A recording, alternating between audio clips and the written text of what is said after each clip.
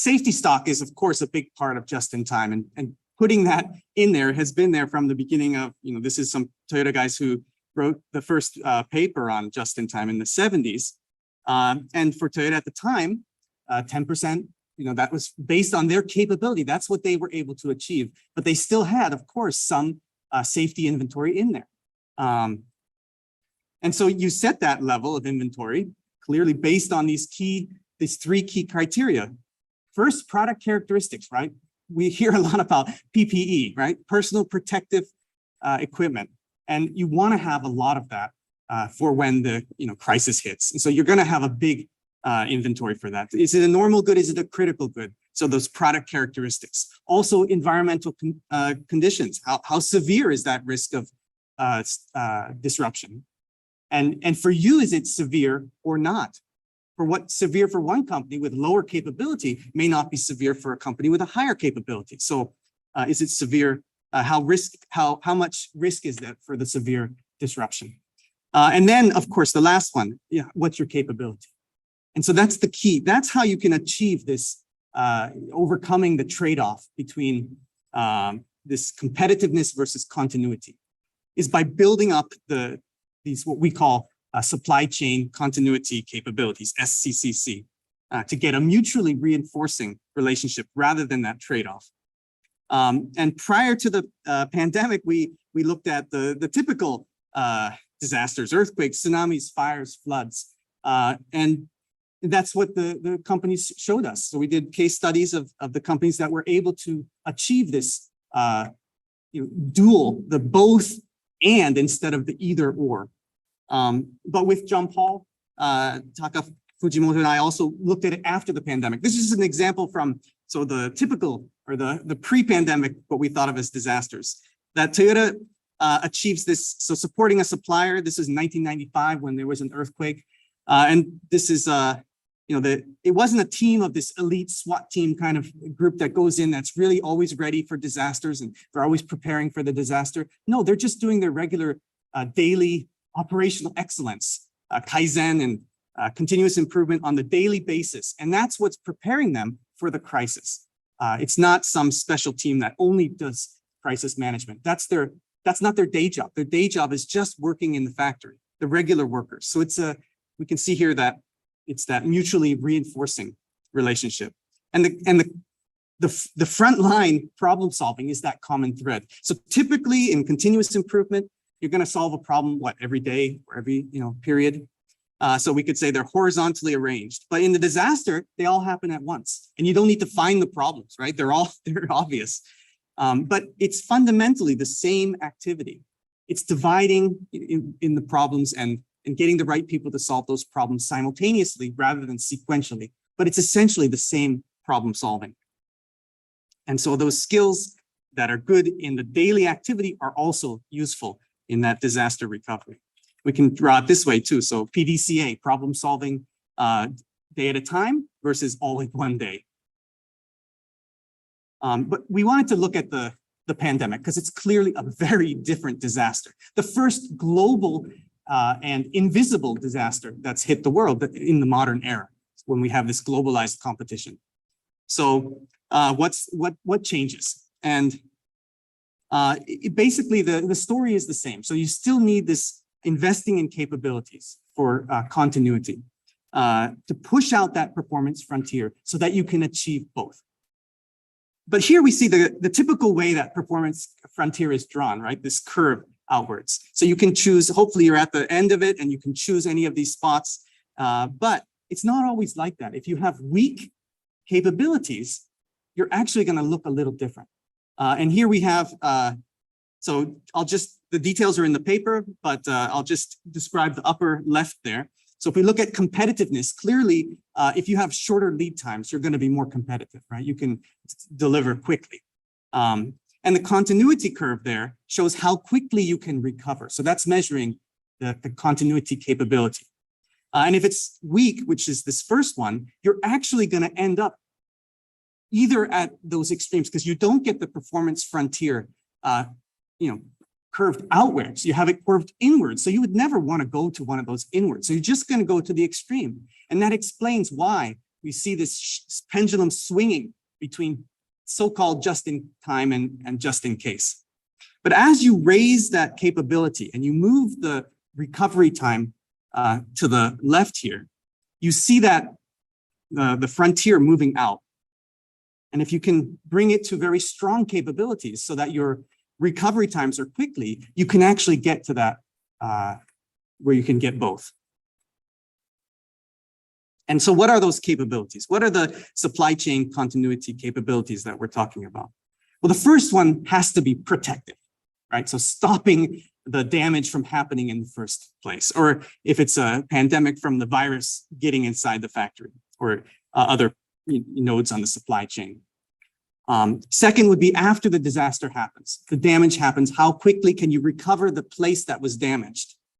But sometimes that's not, you can't do it fast enough. Maybe you need to go to substitute production. So how quickly can you ramp up the substitutive production?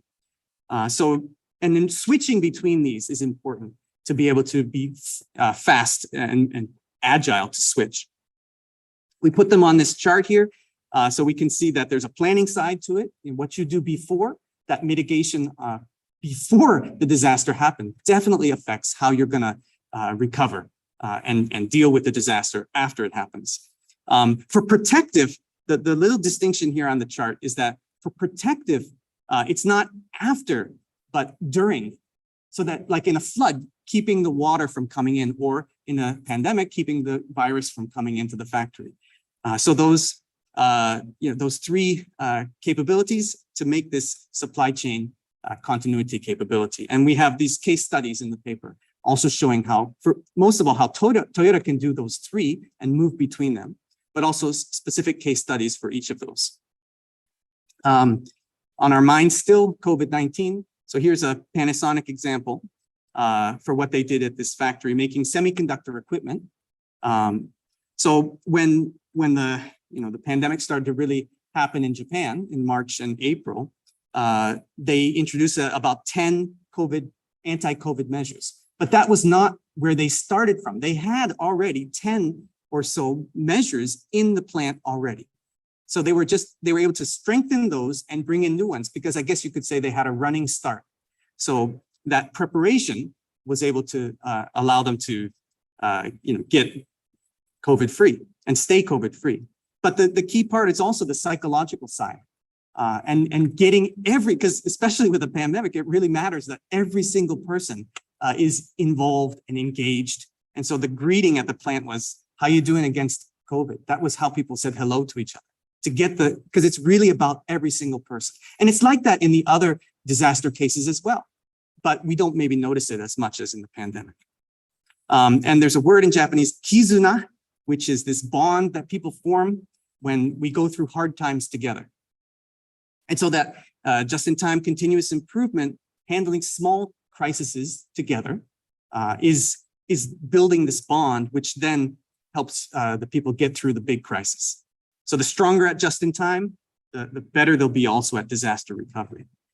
And maybe this trade-off and overcoming of it actually might sound familiar, especially to GERPISA and PVMI, because having the frontline workers be the ones that are able to push the company to overcome the trade-off, which we saw in this competitive continuity trade-off, is quite similar to the quality and the cost trade-off that the Japanese OEMs and suppliers showed was possible in the research showed that they had done it by the frontline workers being not just the workers, but also building in the quality. So it's not relying on inspectors at the end of the line to catch quality defects, but each worker catching the quality defect and pulling the andon cord, stopping the line. So having the workers be problem finding and problem solving is the way they could overcome the quality cost trade-off. It's a similar story for competitiveness and continuity. But the key in the quality cost one is that when you have these productivity improvements through continuous improvement, so you could do a work with 5 people and then you improve it down to 4, you Kaizen it down to 4, and you fire the 5th person. No worker is going to be a fool and do Kaizen ever again, right? So if you're fired, then why am I going to work Kaizen to fire my colleague, my coworker. So there has to be trust that that fifth person is actually not going to get fired. You take the best person out of the team of 5 and you put them on another harder task. And so it's a reward for the person to get taken off, not to be fired, but to put on a more challenging job. And since GERPISA is originated in France, I just wanted to bring up the yellow vest. I think we all remember a little before the pandemic. So, people standing up and saying, remember the frontline workers. And I think the pandemic has actually reminded us all about those frontline workers. And it's not just enough to clap, right? It's say, we really value you, but it's, well, here it says, top us up and make sure you pay us too. But also, I think job security is the key thing that we can't forget. Because when we talk about links in the supply chain, we're really talking about people. So, if you break it down, in the end, you're going to get to people. And that's the real links. And I think that the pandemic story of the Panasonic factory, where you have to have each person engaged to keep that virus out. So it's really all, to get a strong supply chain, it's all the people, both the direct and indirect, have to individually and work together to get a strong supply chain. So wrapping up, so this and competitiveness and continuity can be achieved through this bottom-up process where continuous improvement, so for today, for competitiveness, is also what brings the tomorrow and the continuity, and through involving everyone. And the key is the executives. A Toyota guy, I once asked a plant manager, so how important is the plant manager? Because it's worker-led. And you know what his answer was? 99% of it's determined by the top. And I said, I thought it was worker-led. He says, well, at the top, if you decide it's worker-led, it can be worker-led. But if the top decides it's not going to be worker-led, it's not going to be worker-led. So in the end, it's leadership. So those executives and managers have to be committed to including everyone. It's not just about the workers. But of course, all the workers need to be treated well. So so continuous improvement just in time for short term, but also for when the disaster hits, the big one. And so my final slide, maybe disaster mitigation is not the ugly duckling anymore, but maybe this really is the swan, that we see the beauty when we do see those frontline workers and those first responders. They saved our lives, and maybe we can appreciate them now more. But the key is, can we do that in the normal times as well, so that we invest in those supply chain continuity capabilities in the normal times too. I think that's where the supply chain needs to evolve, and I hope we're on our way. Thank you. So next up is Mike Jackson from OESA, and then he'll be followed, which is the US-based Supplier Association, and Flavio Volpe will follow him from the Canadian counterpart. Okay, no worries. Great. Well, listen, good morning, good afternoon, wherever you may be listening. Really a pleasure to be here to provide a bit of an outlook and an update. My name is Mike Jackson. I have the pleasure of leading strategy and research at OESA, the Original Equipment Supplier Association. OESA is part of MEMA, which is the Motor and Equipment Manufacturers Association. And we have the privilege of representing over 907,000 employees within the manufacturing sector. And so what's an amazing thing, we have about 500 member companies that we represent, and we'll see some of the research that we do on an ongoing basis. We do a wide range of surveys of our members, and because there's this nearly 25 years of trust, there's great transparency and great insight on some of the questions that we ask. And so clearly an incredibly volatile time. Daniel, brilliant assessment there. And I'll just kind of go through quickly a number of different elements with regard to the economy. But with that, we'll jump right in, okay?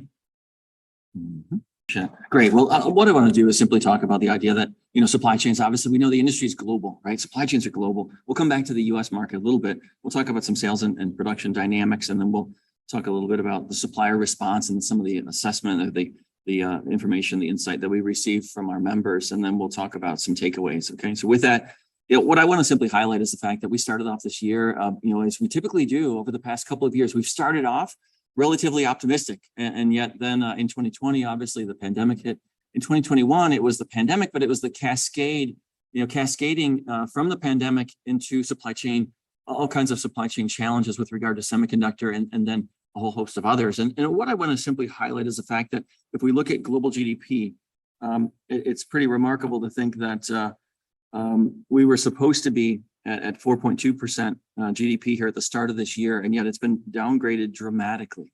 And so we're down to 3%, and I think there's even some downside pressure there already.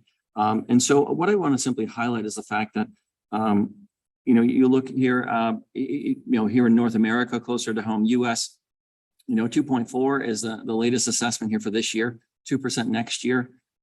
Mexico, 1.9 the year after, at 2.1. And if you look down below, what you see is simply in red, that's simply noting what it was like the downgrade, the dramatic downgrade since the start of the year. Now, obviously, we had a whole host of different issues, right? We had, the Russian invasion of Ukraine and supply chain, continued supply chain disruption, but now we have inflation, running rampant. And so there are a number of different factors.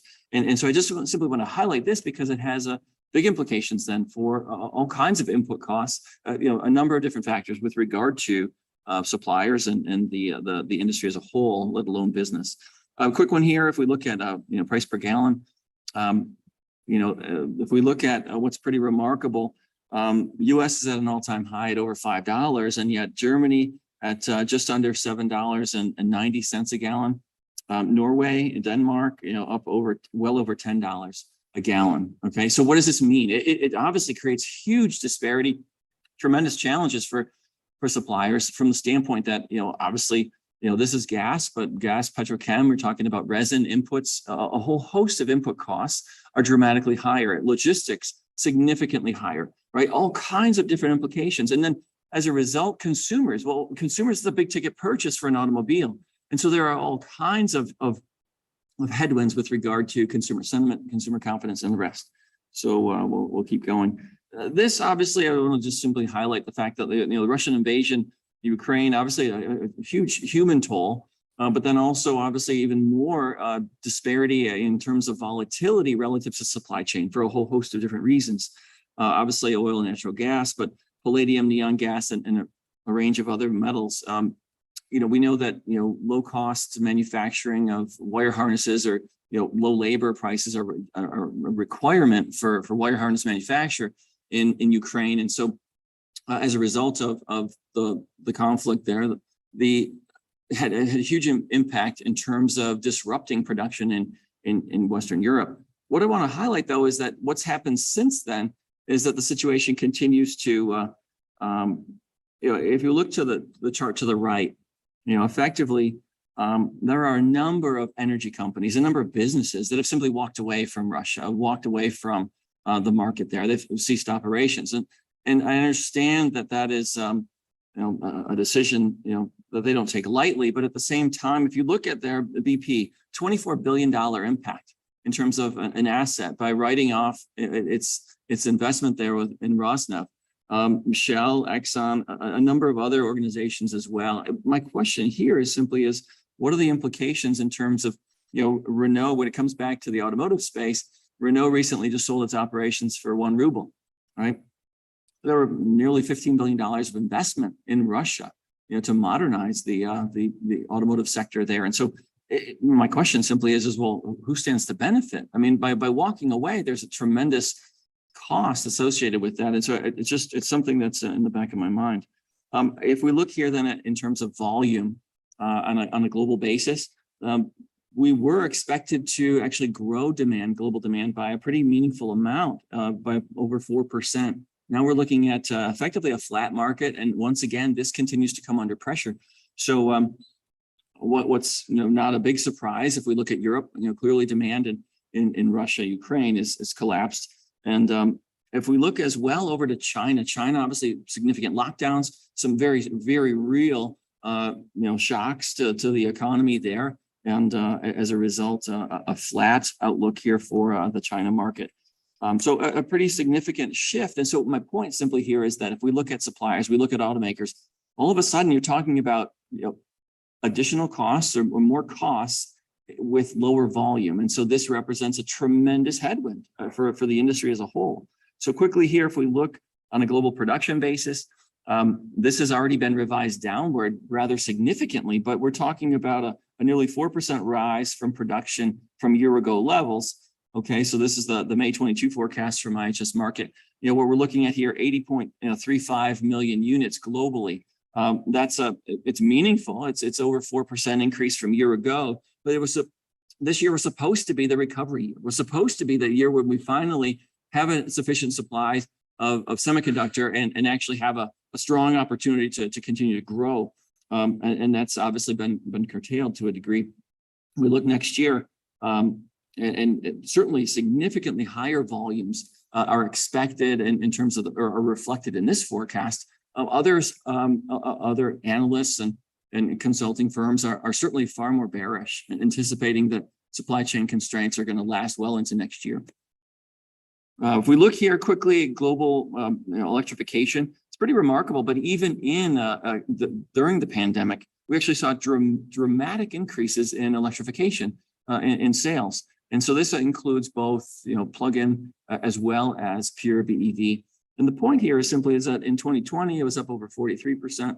In 2021, over 108%. What's pretty remarkable here is that there are a much wider range of products available, right? If we think of historically, your EV was, they were not exactly science fair projects, but they were certainly not expected to scale. And now what we're looking at is this next iteration. We're looking at the next iteration of product, which is far more capable, and in many cases is far more useful. Instead of small cars, compact cars, we're talking about compact or mid-size utilities. And so sport utility typically has greater functionality, greater pricing power.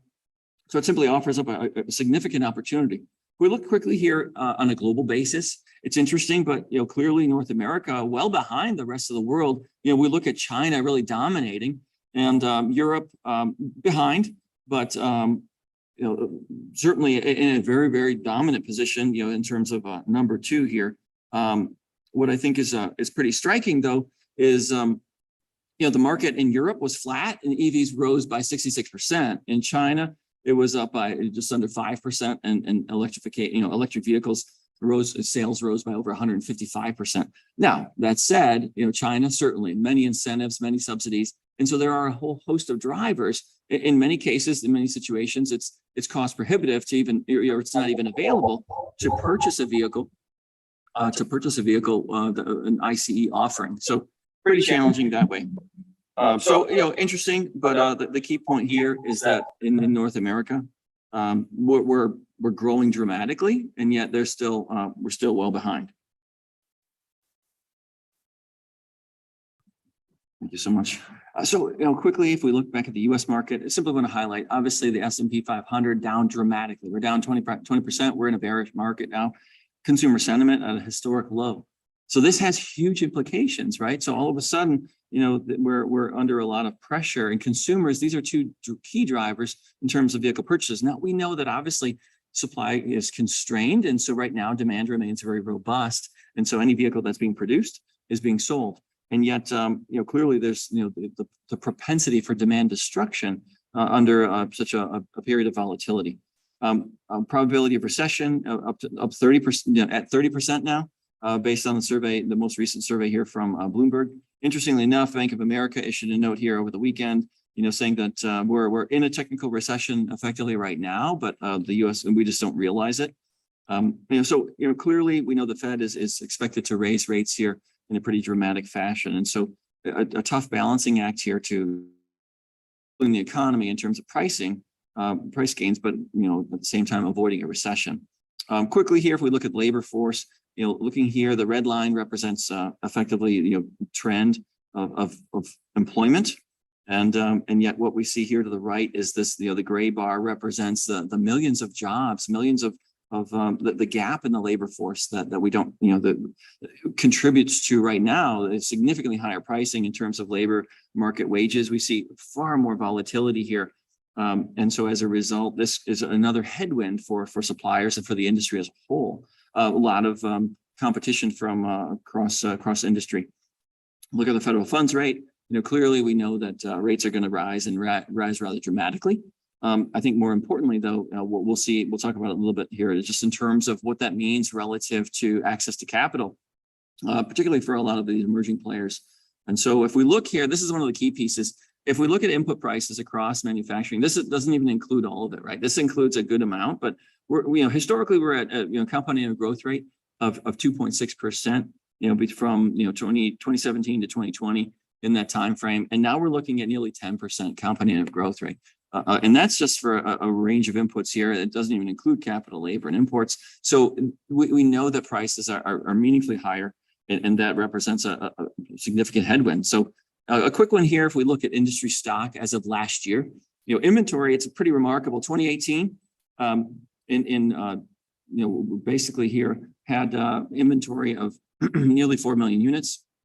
As of the end of last year, it was 1.2, so down 2.8 million units of inventory. What does that mean? It's supply and demand. If you don't have supply, pricing certainly is, so as a result, incentives, collapsed. And so that's a good thing. And that contributes then to this historic high in terms of average transaction price, all the way to the right. And historic high here in terms of average transaction price, over $45,000, huge gap there. The issue is this, right? Is OEMs have the ability to sell product, and the products they're selling, the prices fluctuate based on supply and demand. Well, the issue though is that suppliers have fixed prices.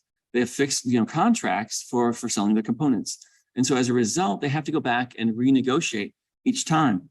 And so, hey, well, we're seeing more cost in these areas.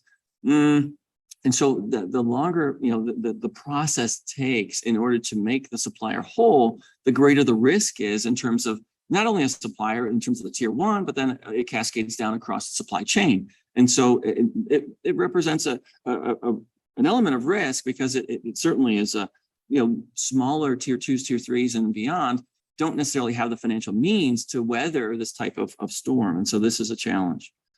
Quick one here in terms of vehicle buying conditions, certainly the reason why it's declined so dramatically, prices are high. And so that it represents a headwind. Certainly, this is a really important one here. If we look at the green line is the sales forecast here, the forecast here at the start of the year.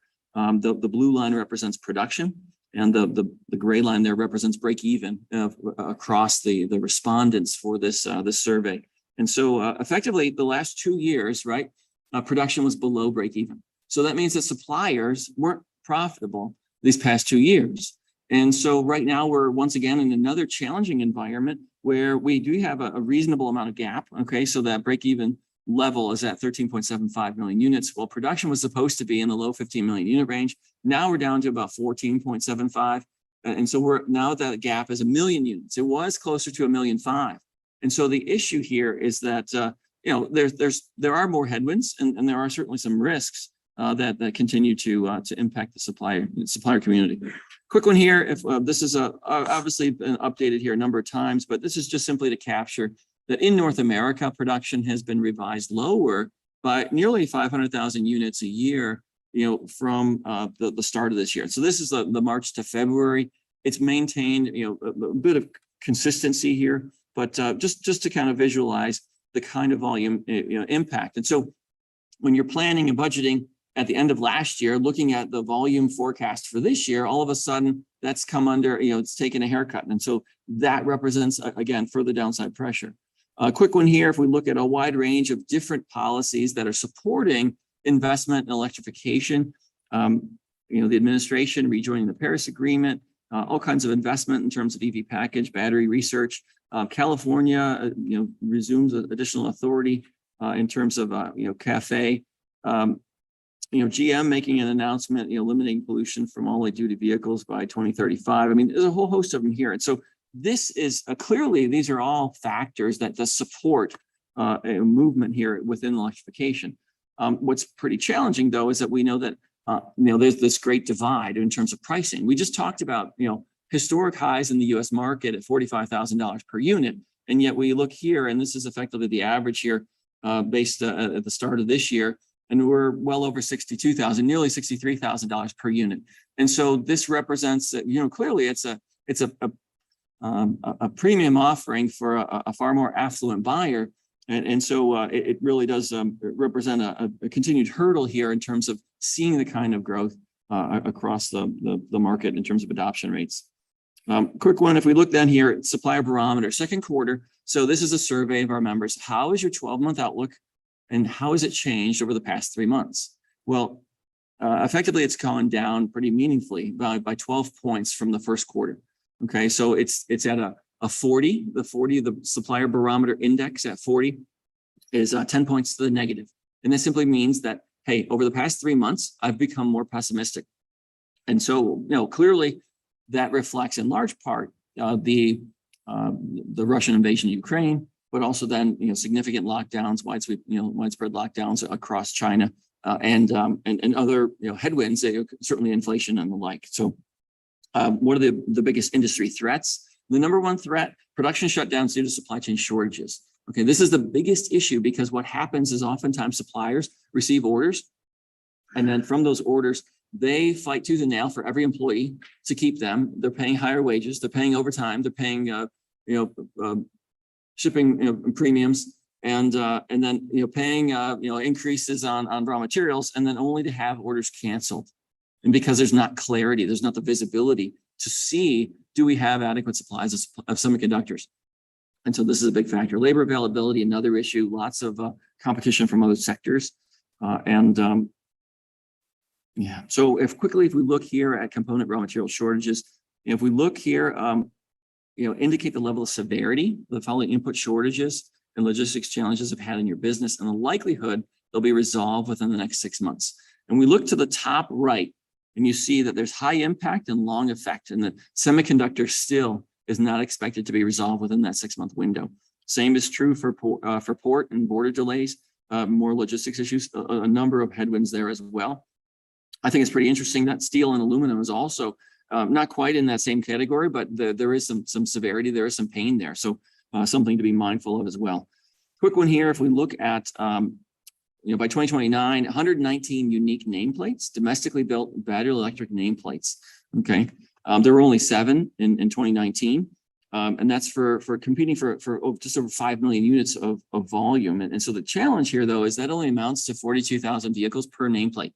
And so the issue here is that if you take out a Model 3, a Model Y, and you take out hundreds of thousands of units of volume, it's actually much lower than 42,000. 42,000 for a supplier, for an automaker, represents effectively not quite a halo vehicle, but you're talking about niche, right? You're not talking about something where you have critical mass, where you have sufficient scale to be cost effective. And so it represents a significant challenge. Quick one here, look at risk mitigation.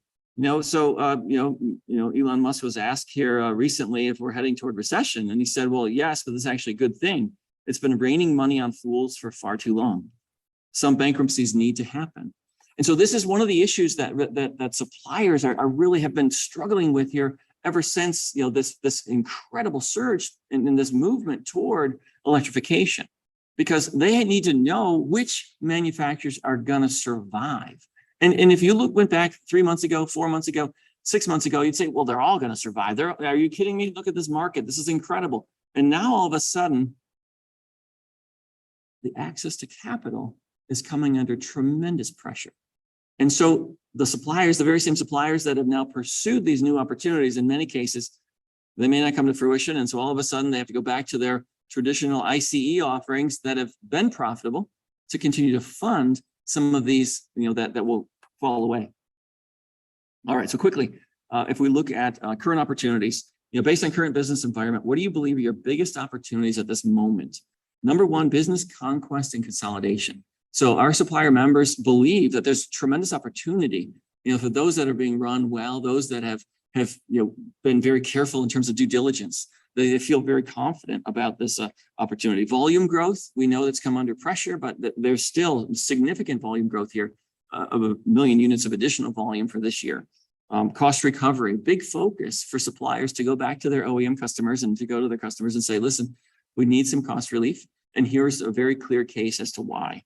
The battery electric vehicle segment represents significant opportunity, many, many new nameplates. What's really crucial here is simply aligning your capability, your competency as a supplier with the opportunities that are there and with the risk profile that's appropriate for your organization. So quick one here, just to end things. We know the economy clearly is volatile right now. It's fragile. Shocks hurt the economy, reduced demand, and volatility and inflation remain. It's crucial to deploy scenario planning right now for all players. And so to look at some worst case scenarios, what if, right? So that suppliers can be prepared. Rising risks, clearly a recession, no question. Attack cost recovery, absolutely crucial. CapEx, it's interesting. Crisis, sometimes when your back is against the wall, it forces and actually it does accelerate risks, but it does sometimes actually open a door. It actually reduces resistance to change. And so I think in some cases there's opportunities for organizations to be even bolder. Flexibility, absolutely crucial. Liquidity is the key now. Now cash is king once again, right?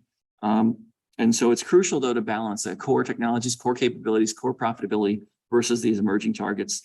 And so with that, I really appreciate the opportunity. I'll hand it back. Okay. Thank you. Look forward to your questions. Thank you.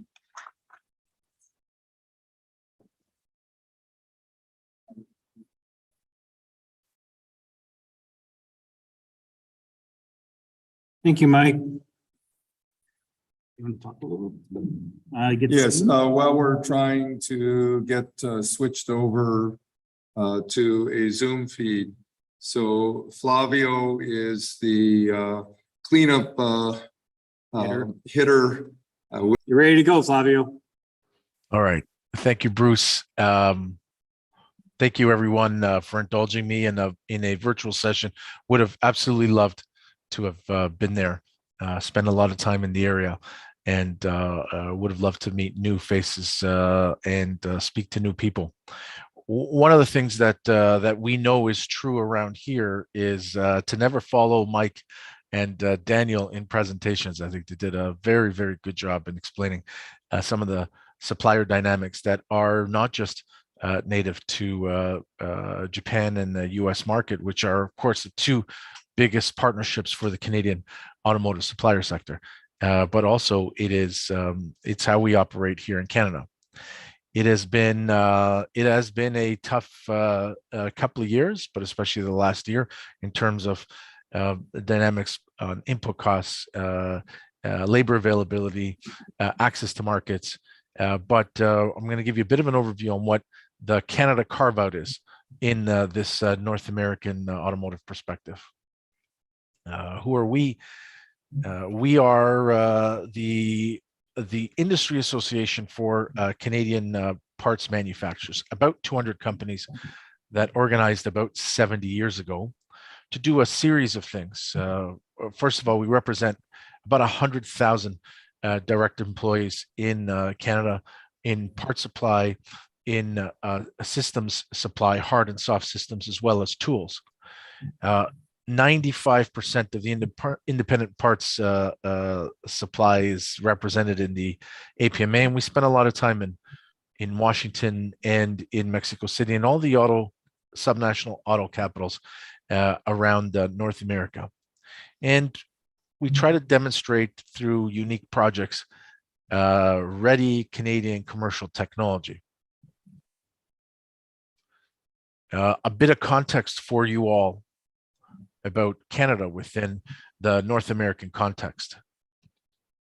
There's 37 assembly plants within a 500-kilometer radius of the Windsor-Detroit border, going up to just past the Toronto area, and then down around, sweeping through Michigan, Ohio, Indiana, New York, and they make about 8 million vehicles annually in a regular year, a non-COVID slowdown year.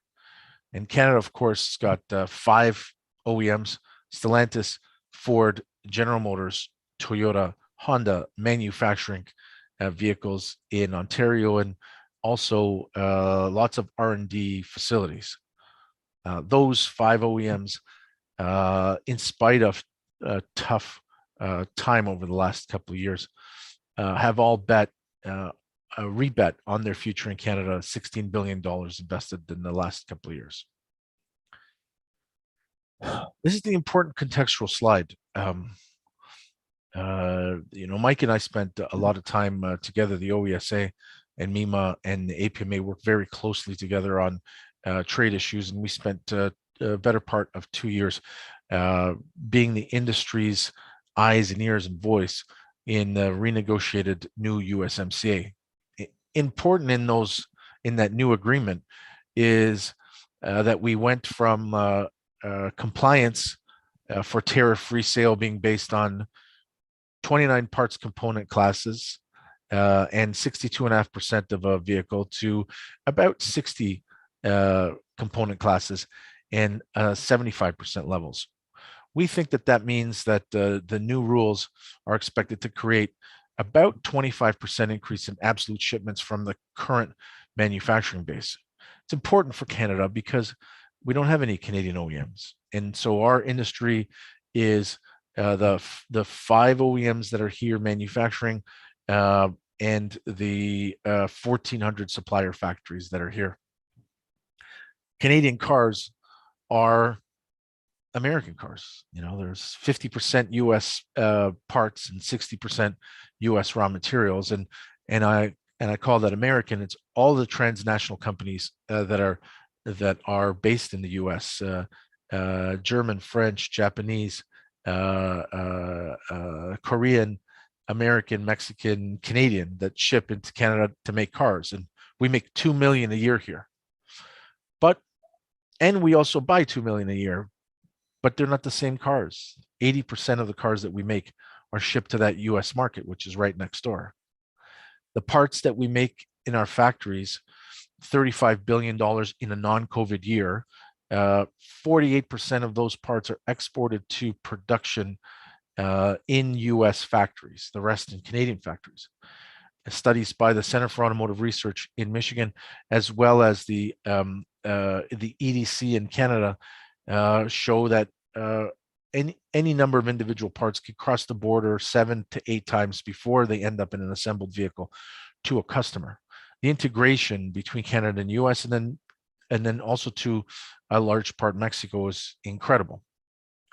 Canadian investments, parts suppliers like Magna, Linamar, Martinrea, Woodbridge, ABC, global 100 suppliers are invested throughout North America. And in fact, in Mexico, there are 120 Canadian factories that employ 44,000 Mexican workers. And in the US, 156 factories that employ 43,000 Americans.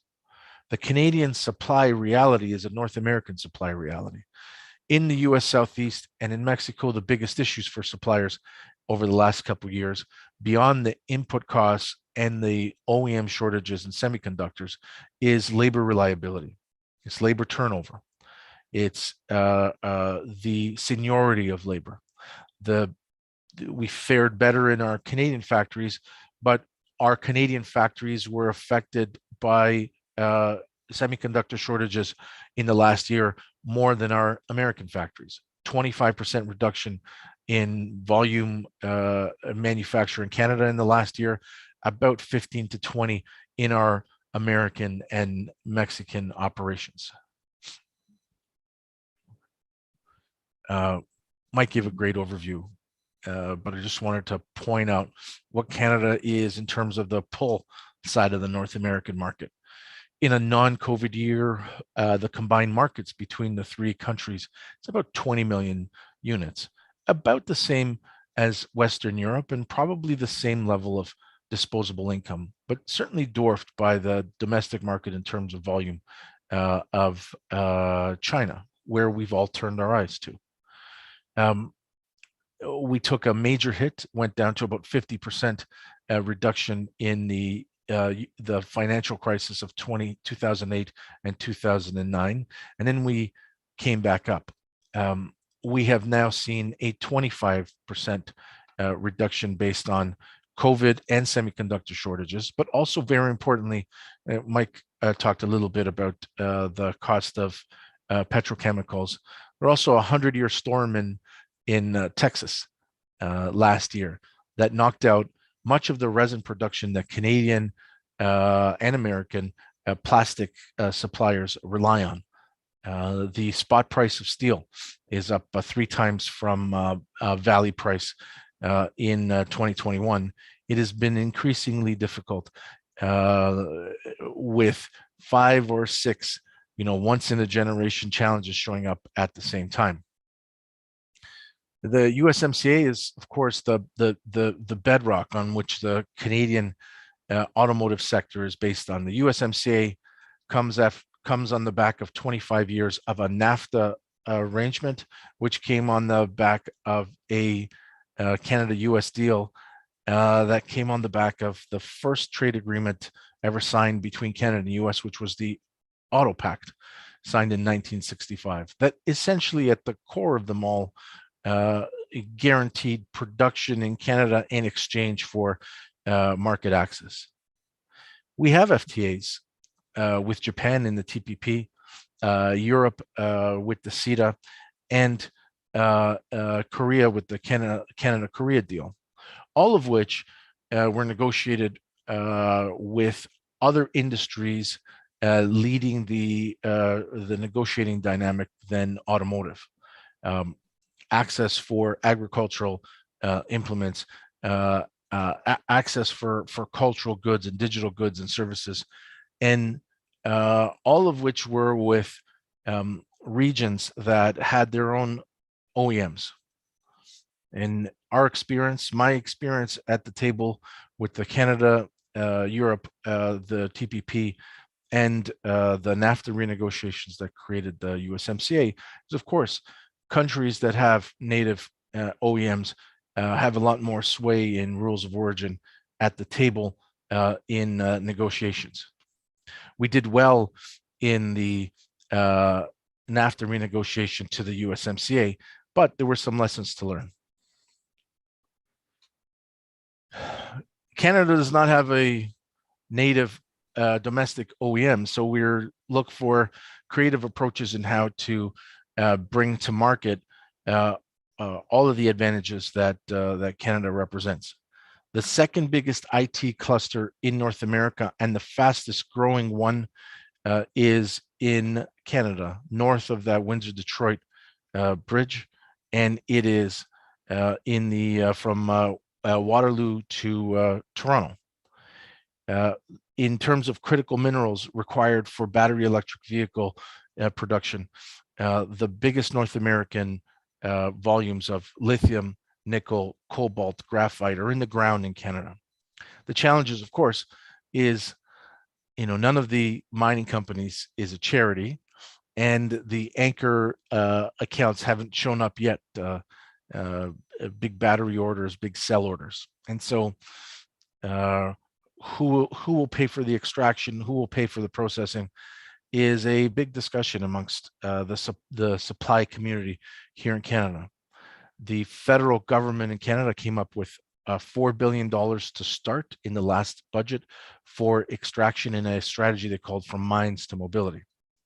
What did we do as a trade association? Well, we did something rather unprecedented.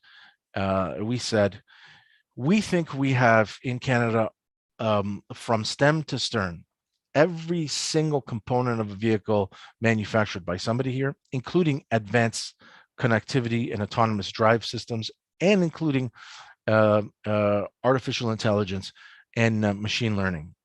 Toronto is the birthplace of artificial intelligence and still the global leader, although the world is catching up. And Montreal is a global leader in machine learning. Companies like Denso investing in Montreal and Quebec for the first time in its history. We decided that we were going to launch a project, an ambitious project that was going to be a 100% Canadian designed, engineered, supplied concept prototype to be able to use an original design, build it as a prototype that is adheres to the 2025 Canadian motor vehicle safety standards for the 2025 model year. And we launched this just before the pandemic started.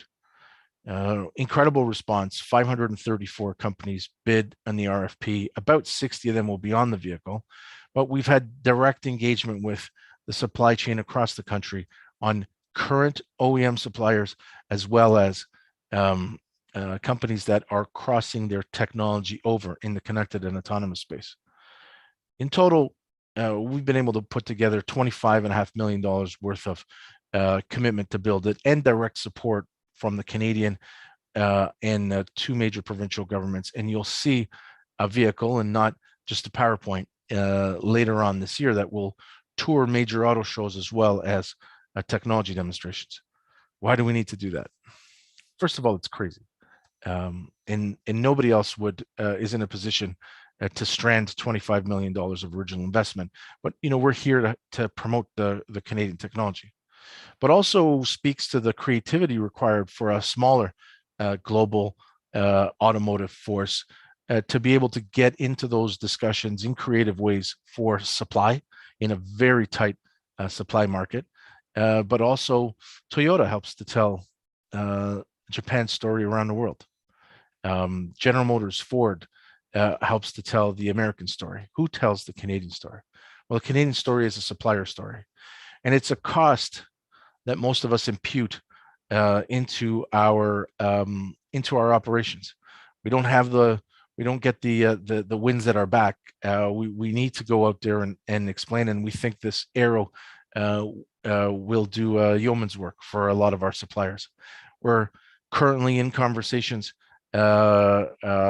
very serious conversations with 3 major OEMs on the application of a new technology that will originate on this platform into their vehicles. And we're hoping that part of this, it will also help sell Canada around the world as the place in one of the key places in North America, if not the key place in North America, to commit to electric vehicle manufacturing. We're not alone.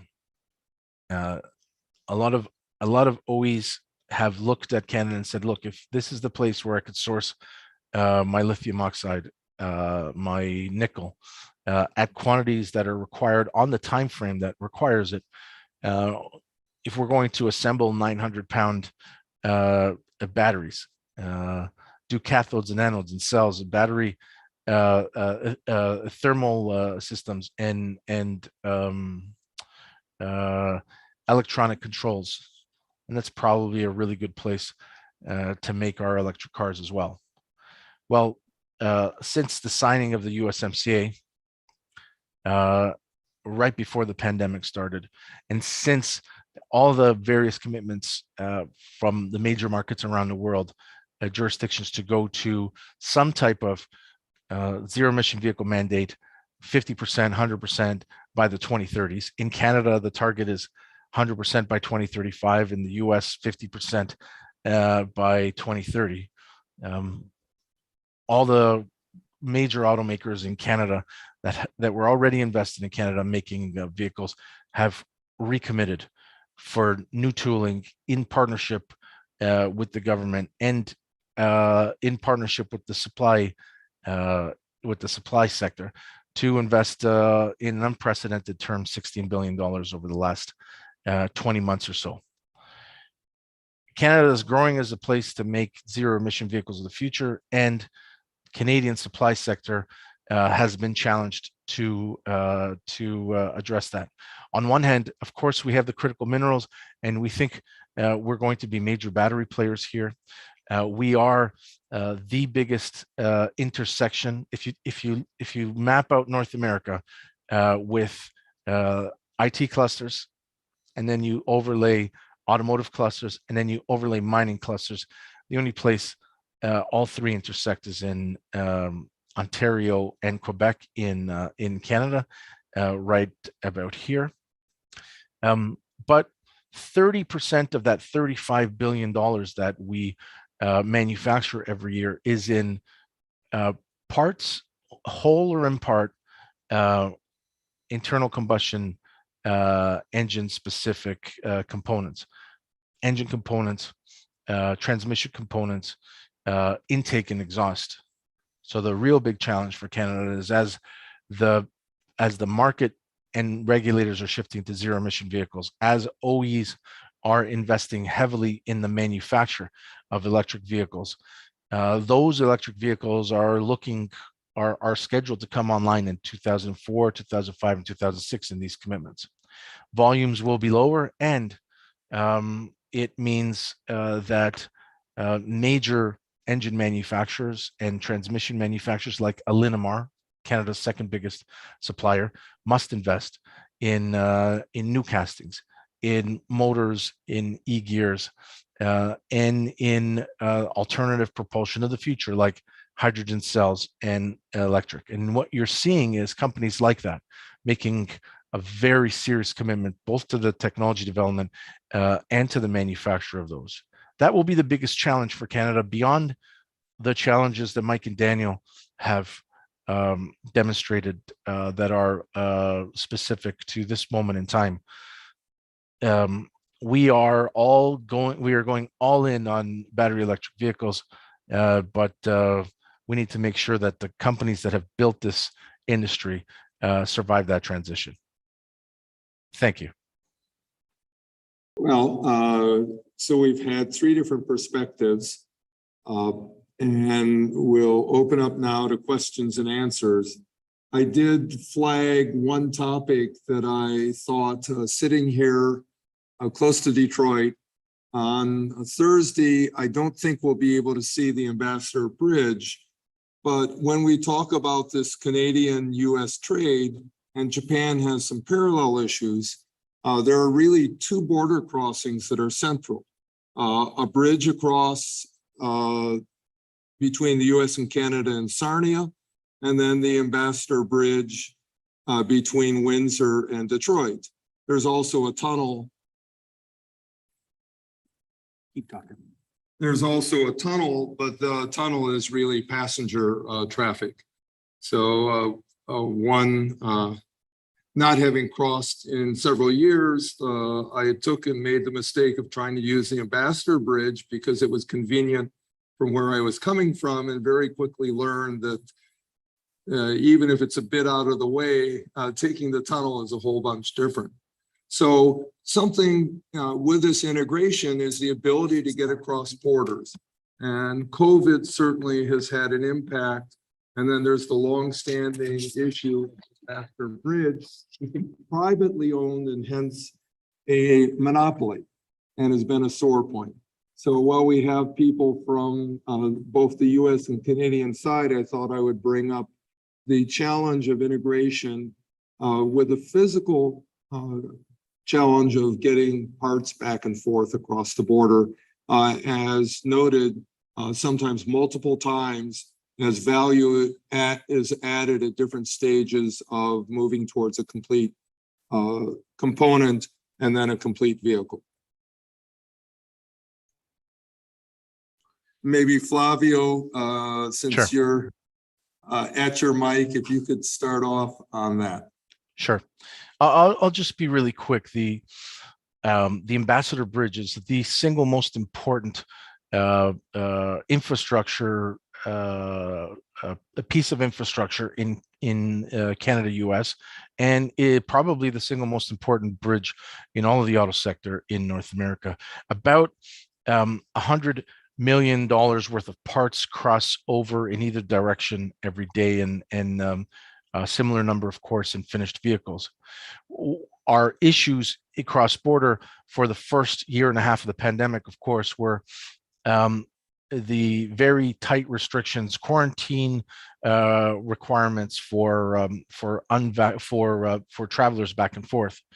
The federal governments on both sides did a very good job of giving special provision for trucks that traveled over with goods, and a different set of rules for truck drivers for isolation and quarantining. They didn't do a great job in terms of allowing for specialists.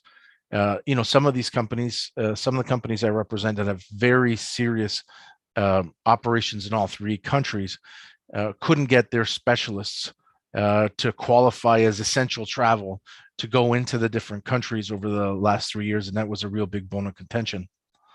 But very, very importantly, the last 6 months or so, the issue has been both countries came up with a new rules for truckers and said that they needed to be vaccinated if they were going to travel. Otherwise, they'd have to be quarantined. 95% of the industry was vaccinated. The rest were redeployed for deliveries inside the countries, within their countries. In early February, though, following a lot of, I think for our French audience, a yellow vester type protests, freedom convoys in Canada that took siege of the parliamentary precinct in Ottawa. About 30 of them decided that they were going to park their pickup trucks at the end of the bridge and claim to be truckers, and blocked international travel at that bridge for 4 days. It caused a lot of debate in this country. Very clear rules, provincial, municipal, and federal, in that defined that as illegal activity, but law enforcement was very reluctant to intervene. Ground the industry to a halt for the second and third and fourth day because, of course, of all our just-in-time principles. We, as an industry association, me as the lead plaintiff, took the protests to federal court to seek an injunction requiring law enforcement to go and clear that bridge. We were able to do that on the third day and get the bridge cleared on the fourth day. And the story of clearing that bridge in this country was the intervention of the industry, led by the suppliers on the Canadian side, to get a court to force the municipal and provincial law enforcement authorities to do their job. We are, of course, concerned about the long-term effect, and a lot of, especially Michigan-based congressional representatives talked a lot in those days about, well, are we too exposed to Canadian supply? Maybe our policies and our federal money should go into tightening our American based supply. But that is a very, very key and hot issue for Canadian suppliers today. And I say with humility, I'm very, very proud to have been able to be the person and the organization that broke that logjam, that international crisis.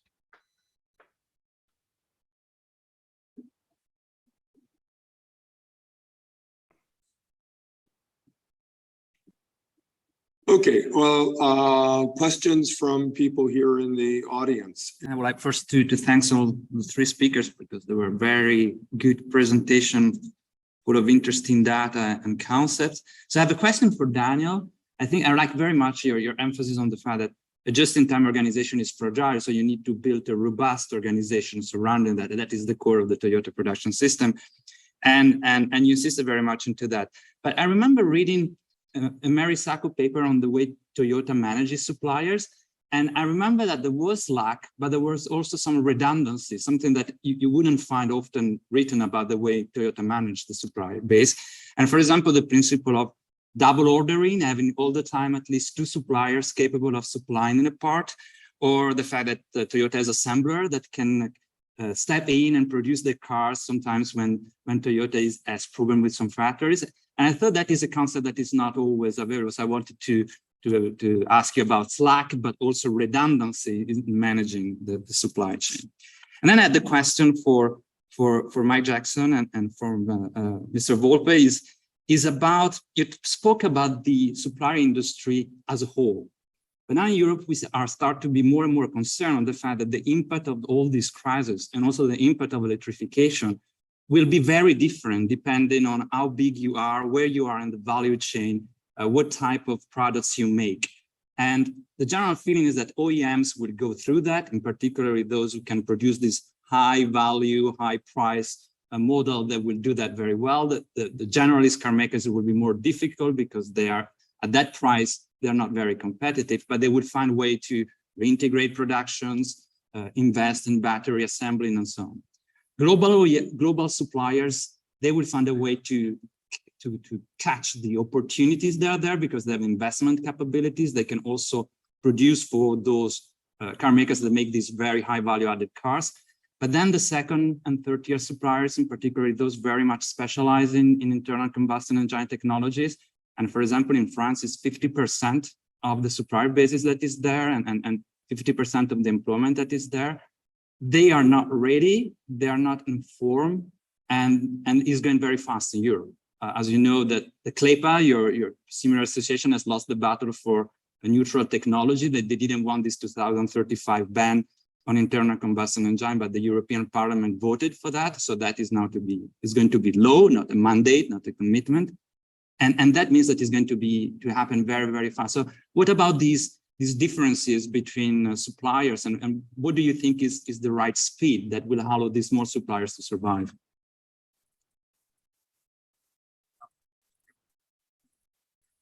Tommaso, thank you. I think you're absolutely right. So the redundancy in there is very important. So the 2 or 3 suppliers is a way to get also the competition side, right? So you can have them, you can reward the one that's doing better.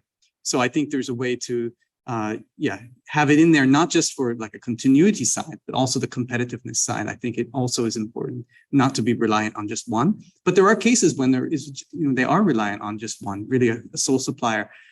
So I think in that case, really fortification and being quick to recover becomes especially critical in that case. But I think you're absolutely right. Building in that redundancy and is a key point. Thank you for bringing that up. Yeah, a great question. And one other point just to follow on there, obviously we know that, relative to the pandemic, Toyota was actually far ahead of the industry as a whole. Toyota was the one that in the aftermath of the earthquake and tsunami, that it recognized that semiconductor was absolutely one of the most critical elements that they needed to manage relative to supply chain and relative to safety stocks. And so what's absolutely crucial there is that, for the first 9 months while the industry was reeling, effectively Toyota was far better insulated because of just a tremendous focus on this area. That said, one of the other questions that you had asked was just outstanding, just in terms of how exactly do suppliers navigate this current environment with this accelerated push toward electrification. And I think it's interesting because we know certainly there is electrification, pure battery electric vehicles are going to be an absolutely crucial part. I think it's interesting if you look at a number of Japanese manufacturers, the Toyota, Honda, they were very slow in terms of evaluating, because they recognized, well, wait a minute, they were very deliberate, right? I would say, and the point there is simply is recognizing that subsidies are absolutely crucial in terms of to catalyze and to accelerate adoption of the technology to scale it.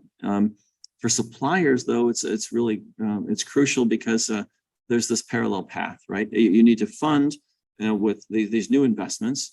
And even as much as we look at Tesla historically and say, well, wow, look at Tesla now, it's been this incredible success story, right? But I think if we look at Rivian today, it's a very clear reminder that Tesla was much like Rivian today, in that it wasn't a linear progression. It wasn't a very steady, stable growth trajectory. It was incredible with incredibly volatile, right? With fits and starts. And so I think what's important to remember is that there has to be this parallel path. I think it's very interesting that BMW CEO Oliver Zipse, he recently said, listen, electrification is important and it's going to change the industry as we know it, but not every use case lends itself to electrification. And so what he was simply saying is that, yes, of course, it's going to be a very fundamental driver here going forward. But what's really critical now, especially given headwinds of recession, is that having this balance between ICE, internal combustion engine vehicles and electrification is it has the ability, you have the ability to pivot, you have the ability to balance and navigate relative to timing. And so if adoption rates as a result of higher purchase price for electric vehicles is required, if that is delayed, then all of a sudden then suppliers need to make sure they delay and they produce accordingly for those vehicles that are in demand and profitable today. And so it's an important one. What I like to say is that it's much like an investment portfolio, right? It's very crucial to have a strong presence in a range of technologies in order to then, align with opportunities that come and then to align your risk portfolio, your risk tolerance with the opportunities that come. And so to be able to have that parallel path, it's crucial to gain that experience, even with some smaller programs, become more capable, develop the competency so that you're in a stronger position here going forward. And one of the big concerns that we have certainly is that, many of our members, our most recent survey asked, have you seen higher supplier distress across your lower tier suppliers? And so absolutely. And so it's about 2/3 indicate, yeah, there's greater, at least a slight increase in terms of greater supplier distress. And that's on top of last year. Last year, where it was nearly 3/4 of suppliers indicated, yeah, there's a tremendous amount of supplier distress. And so that financial distress is important to navigate here going forward. But, to your point, electrification is going to be crucial to develop that competency to scale it and to become more capable here going forward. Okay, I think we have time for perhaps one more question. Thanks for giving me this last minute. My name is Marieke Stevens. I'm at the Erasmus University in the Netherlands. My question was for Mike. You discussed recovery of the automotive. You discussed recovery of the automotive industry in terms of volume growth. Do you think there's another way where consumers pay more for access to mobility and we don't need to grow?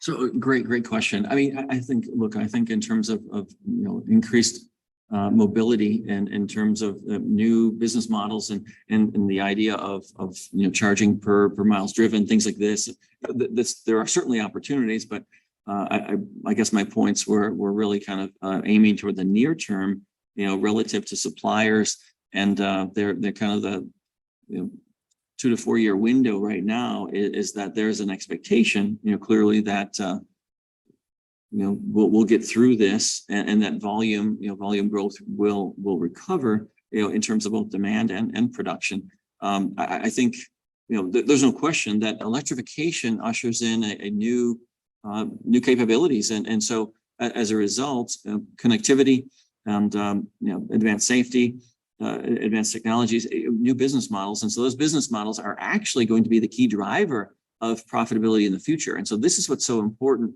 when we look at the industry as a whole. Today, the profitability comes from producing a component or a system. And yet in the future, there's going to be the monetization is going to come from making data and making information available. And so that's going to actually contribute to a disproportionate share of margin potential here in the future. So a great question to close on, I think.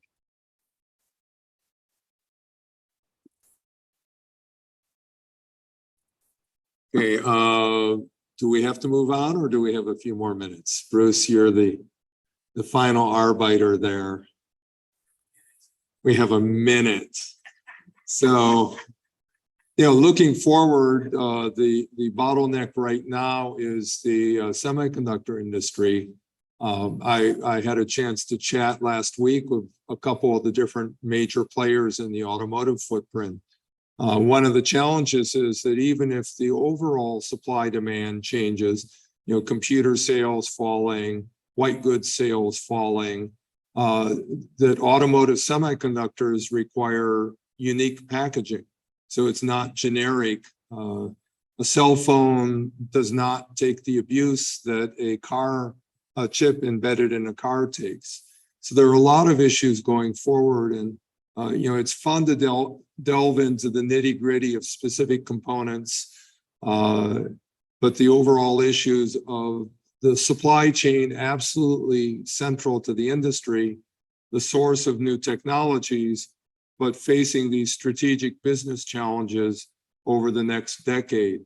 And so, we will have many opportunities to return to the topic.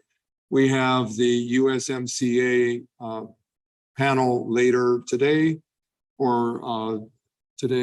and then we have a panel looking at labor in the US, Canada, and Mexico later in the week. So other chances to look at different aspects of this set of issues. So I thank everyone for listening in, participating, and I thank our speakers.